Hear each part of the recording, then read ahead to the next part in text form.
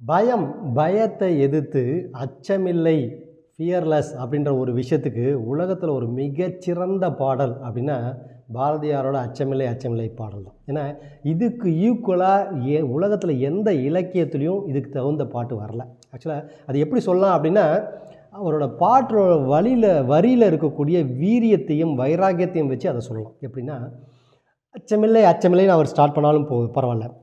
Start பண்ணிவிட்டு அடுத்த லைன்லேயே இச்சகத்தில் உள்ளோரெல்லாம் அப்படின்னா என்ன, இந்த உலகத்தில் இருக்கிற எல்லாரும் எதிர்த்து நின்னாலும், இச்சகத்தில் உள்ளோரெல்லாம் எதிர்த்து நிற்கணும். நீங்கள் ரோட்டில் போகிறீங்க, உங்களை சுற்றி இருக்கவங்க எல்லாரும் எதிர்த்து நிற்கிறாங்க, அப்போ கூட அச்சப்படக்கூடாது அப்படின்னு சொல்கிறார். அடுத்தது உச்சி மீது வானிடுது. நம்ம நிற்கிறோம், நம்ம தலை மேலே இடி விழுது, உச்சி மீது வானி இடி விழுந்து நம்ம ஆளே நசுங்கி காணாமல் போகிற கண்டிஷன் வந்தாலும் பயப்படக்கூடாது அப்படின்னு சொல்கிறாரு.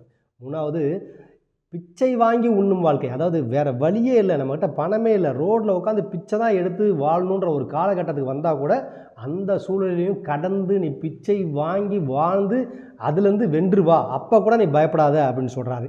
எல்லாத்த விட நஞ்சை வாயில் கொண்டு வந்து, ஒரு நஞ்சு இருக்குது, அந்த நஞ்சை விஷத்தை கூட இருக்கிற ஒரு நண்பனே வந்து அதை வாயில் கொடுக்குற ஒரு துரோகம் எவ்வளோ பெரிய துரோகம். அப்படி ஒரு துரோகமான ஒரு சூழ்நிலையை நீ சந்தித்தாலும் அந்த சூழ்நிலையும் நீ பயப்படாத அப்படின்னு சொல்லியிருக்காரு. ஸோ இந்த மாதிரி பயத்தை முழுமையாக வேறு இருக்கிற வரிகள் இந்த பாடலில் மொத்தமாக இருக்குது. இந்த பாடலை ஒவ்வொரு தமிழனும் கட்டாயம் படிக்க வேண்டும், படித்து வாழ்க்கையில் நடைமுறைப்படுத்த வேண்டும். இதை தான் இந்த அமரன் படத்துலையும் சிறப்பாக சொல்லி, அந்த அமரன் படத்தில் இந்த பாட்டை 2-3 இடத்துல ஹைலைட் பண்ணியிருக்காங்க. ஸோ இந்த பாட்டை ஒவ்வொரு தமிழனும் படிக்கணும்னு அன்போடு கேட்டுக்கிறேன்.